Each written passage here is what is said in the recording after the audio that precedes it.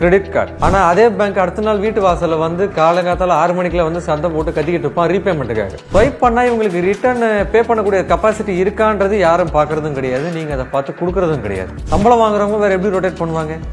இந்த கார்டு அடைக்க இன்னொரு கார்டு போடுவாங்க, இன்னொரு கார்டு அடைக்க இன்னொரு கார்டு போடுவாங்க. சார் 30 டேஸ்க்குள்ள யூஸ் பண்ணீங்கன்னா இன்ட்ரெஸ்ட் ஃப்ரீ.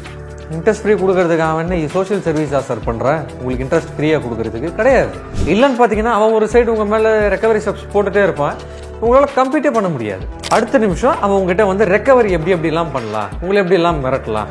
இந்த பக்கம் கேஸும் ஒரு சைடு நடக்க வைப்பான், இந்த பக்கம் ரெக்கவரியும் உங்ககிட்ட வந்து பணத்தை வாங்கிட்டு இருப்பான். வணக்கம் மக்களே, நான் உங்கள் அட்வொகேட் பரத் கௌரிசங்கர் பேசுகிறேன்.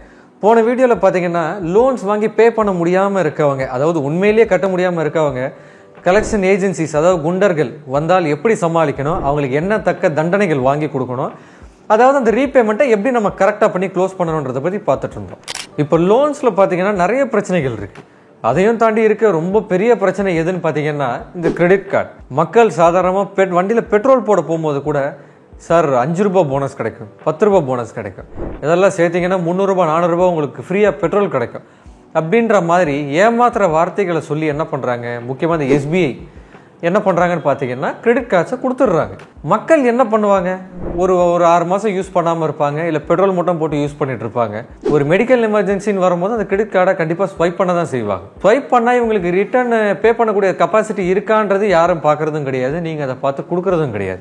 எதை பேஸ் பண்ணி முதல்ல கிரெடிட் கார்டு கொடுக்குறாங்க அப்படின்னு பார்த்தீங்கன்னா, கம்ப்யூட்டரில் லாகின் பண்ணுவாங்க. லாகின் பண்ணோன்னே உங்களுக்கு எலிஜிபிலிட்டி வந்துருச்சு சார் போடுங்க சார்பாங்க.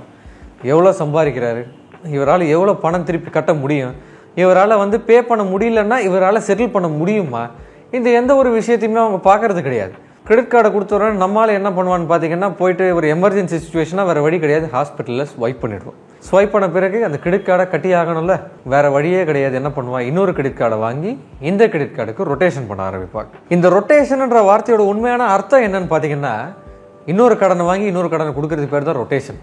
இதில் பிஸ்னஸ் பண்ணுறவங்க ரொட்டேஷன் யூஸ் பண்ணுவாங்க வார்த்தை, அது வேறு விஷயம். சம்பளம் வாங்குறவங்க வேறு எப்படி ரொட்டேட் பண்ணுவாங்க, இந்த கார்டு அடைக்க இன்னொரு கார்டு போடுவாங்க, இன்னொரு கார்டு அடைக்க இன்னொரு கார்டு போடுவாங்க. அப்படி இருக்கும்பொழுதுட்டு ஒரு நபரால் எந்த விதத்தில் அந்த கார்டை அவங்க அடைச்சி க்ளோஸ் பண்ண முடியும்? கிரெடிட் கார்டு முதல்ல நீங்கள் வாங்குறீங்கன்னு சொன்னாலே ரொம்ப யோசிச்சு வாங்குங்க. ஒரு கிரெடிட் கார்டு வைங்க, எமர்ஜென்சி பர்பஸ்க்கு யூஸ் பண்ணுங்க. நெக்ஸ்ட் மந்த் டியூ டேட்டுக்குள்ளே அந்த பணத்தை கட்டி பே பண்ணிட பாருங்கள். நீங்கள் எப்போ பே பண்ணாமல் இருக்கீங்களோ அப்போ தான் அவனோட லாபம் டே ஸ்டார்ட் ஆகும். லாபம் டேன்னா ப்ராஃபிட் பார்க்குறனாலே அப்போ தான் துவங்கும். சார் 30 டேஸ்க்குள்ளே யூஸ் பண்ணிங்கன்னா இன்ட்ரெஸ்ட் ஃப்ரீ. இன்ட்ரெஸ்ட் ஃப்ரீ கொடுக்கறதுக்கு அவன் என்ன சோஷியல் சர்வீஸாக சார் பண்ணுறேன், உங்களுக்கு இன்ட்ரெஸ்ட் ஃப்ரீயாக கொடுக்கறதுக்கு கிடையாது. அவன் கண்டிப்பாக அதில் ஒரு சார்ஜஸ் வச்சுருப்பான். 6 மந்த்ஸ்க்கு ஒரு சார்ஜ், 3 மந்த்ஸ்க்கு ஒரு charge, yearly once renewal charge. கட்டாமல் இருந்தீங்கன்னா அவனுக்கு சூப்பர் லாபம். அந்த ஒரு மாதம் நீங்கள் 2வது மாதம் கட்டாமல் எஸ்கேப் ஆகிட்டீங்கன்னா கூட ஒரு மாதம் இன்ட்ரெஸ்ட் சேர்ந்து திருப்பி 2வது மாதம் ஆரம்பிக்கும். 2வது மாதம் இன்ட்ரெஸ்ட் 3வது மாதம் போகும். வாங்கின கடனுக்கு மேலே கிட்டத்தட்ட 6 மாதத்தில் உங்கள் தலையில் வந்து நிற்கும். இப்போ இன்னொரு பாயிண்ட் ஆஃப் வியூவில் நம்ம பார்க்கும்பொழுதுட்டு சில பேங்க்ஸோட கலெக்ஷன் ஏஜென்ட்ஸ் அண்ட் எக்ஸிக்யூட்டிவ்ஸ் என்ன சொல்லுவாங்கன்னு பார்த்தீங்கன்னா, சார் நாங்கள் ரிசர்வ் பேங்க்ஸோட ரூல்ஸை ஸ்ட்ரிக்டாக ஃபாலோ பண்ணுறோம். ஆனால் அதே பேங்க் அடுத்த நாள் வீட்டு வாசலில் வந்து காலங்காத்தால 6 மணிக்குள்ள வந்து சண்டை போட்டு கத்திக்கிட்டு இருப்பான் ரீபேமெண்ட்டுக்காக. இங்கே வந்து யாருமே கலெக்ஷன் ஏஜென்சியை வந்து அகெயின்ஸ்டாவோ இல்லை கலெக்ஷன் ஏஜென்சி இருக்கவே கூடாதுன்னு சொல்ல கிடையாது. கரெக்டான நார்ம்ஸை ஃபாலோ பண்ணி ரெக்கவரி ப்ரொசீஜரை ஃபாலோ பண்ணி ரெக்கவர் பண்ணுங்க. அதை விட்டுட்டு அன்வான்டாக வந்து இன்பர்சனில் வந்து மீட் பண்ணுறது.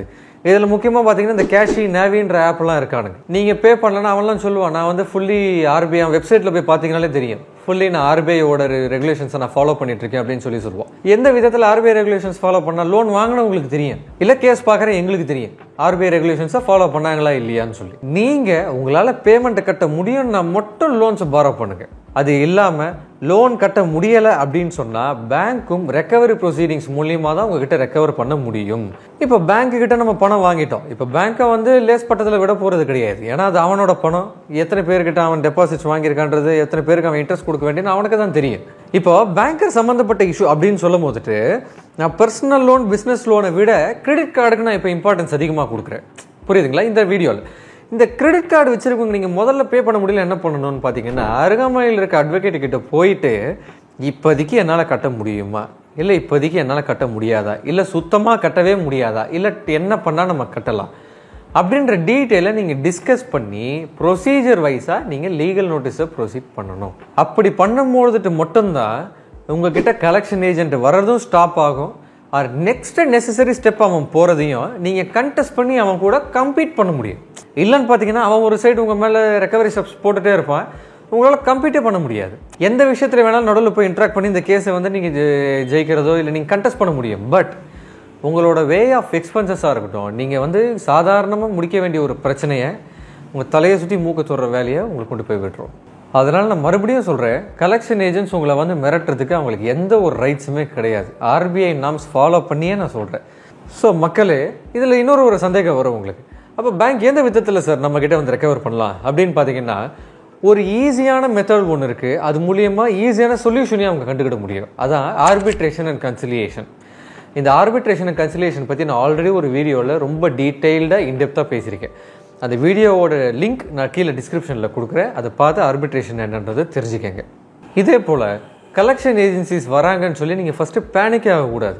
அவங்க கலெக்ஷன் பண்ணாங்கன்னா அவங்களுக்கு கமிஷன் அதில் கிடைக்கும். ஒரு பேமெண்ட்லேயும் ஒரு கமிஷன் அவங்க வச்சுருப்பாங்க. ஸோ ஒன்ஸ் நீங்கள் லீகல் ப்ரொசீடிங் மூவ் பண்ணிட்டீங்கன்னா அதுக்கு மேலே சட்டப்படி கலெக்ஷன் ஏஜென்ட்ஸ் வரக்கூடாது. இந்த அவேர்னஸ் நீங்கள் தெரிஞ்சுக்கங்க. இந்த ஒரு மெத்தட் அவன் வந்து உங்களை பயமுறுத்துகிற மெத்தட் அவன் பிடிச்சிக்கிட்டு அடுத்த நிமிஷம் அவன் உங்ககிட்ட வந்து ரெக்கவரி எப்படிலாம் பண்ணலாம், உங்களை எப்படிலாம் மிரட்டலாம், இந்த பக்கம் கேஸும் ஒரு சைடு நடக்க வைப்பான், இந்த பக்கம் ரெக்கவரியும் உங்ககிட்ட வந்து பணத்தை வாங்கிட்டு இருப்பான். அதனால் இந்த வீடியோ ஒரு நல்ல அவேர்னஸாக இருக்கணும் தான் நான் இந்த பதிவை நான் போடுறேன். ஸோ வியூவர்ஸ், கிரெடிட் கார்ட்ஸ்னால இது மட்டும் இல்லை, இதுக்கும் மேலே எக்கச்சக்க பிரச்சனைகள் ஃபேஸ் பண்ண நேரிடும். அதனால் முடிஞ்சளவு கிரெடிட் கார்ட்ஸ் யூட்டிலைஸ் பண்ணாதீங்க, யூஸ் பண்ணாதீங்க. ரொம்ப எமர்ஜென்சி பர்பஸ்க்கு மட்டும் கிரெடிட் கார்ட்ஸ் யூஸ் பண்ணுங்கள். எடுக்கிற பணத்தையும் முடிஞ்ச அளவுக்கு சீக்கிரம் கட்டி கடன்லேருந்து வெளியில் வந்துடுங்க. இந்த வீடியோ உங்களுக்கு ஒரு நல்ல அவேர்னஸாக இருக்கும்னு நான் நம்புகிறேன். இந்த வீடியோ பிடிச்சிருந்தால் லைக் பண்ணுங்கள். உங்கள் ஃப்ரெண்ட்ஸ் யாராவது கஷ்டப்படுறாங்கன்னா உங்களுக்கு இந்த வீடியோவை ஷேர் பண்ணுங்கள். அண்ட் இது போல் வீடியோஸ் கண்டினியூஸாக வரதுக்கு என்னோடய சேனலை சப்ஸ்கிரைப் பண்ண மறக்காதீங்க.